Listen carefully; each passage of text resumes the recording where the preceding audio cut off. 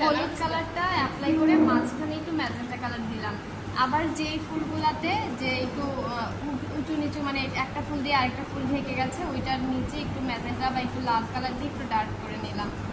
এই হচ্ছে কাহিনী শেষ। এবার পাতা কিছু বের করবো। যদি নেক্সট দেখানো হয় হয়তো যে ডাল নেমে আসে না, ডাল থেকে একটা দুটো এভাবে এখন ঠোকা ঠোকা করে দেখা সেম এই পাতাগুলো আগেও করানো হয়েছে।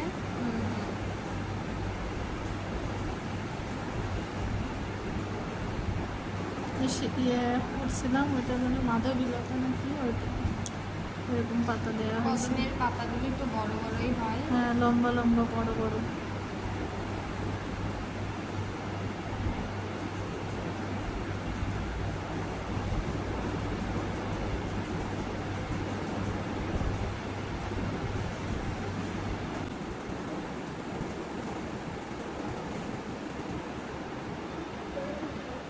দেখবে কি সুন্দর ছড়াবে নাকি।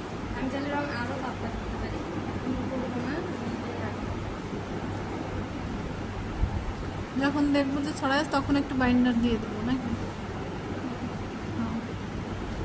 বেশি না আবার। হ্যাঁ, তো চিটচিটে ভাব আছে আমার সব কিছুতে শুধু।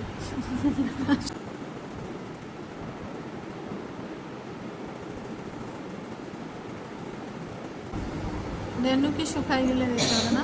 ওইটা শুকাক, সমস্যা নাই। আমাদের কি বলে পাতার উপরে রেণুগুলো চলে যাবে যে, এই জন্য পাতাটা আগে করে নিতে হবে।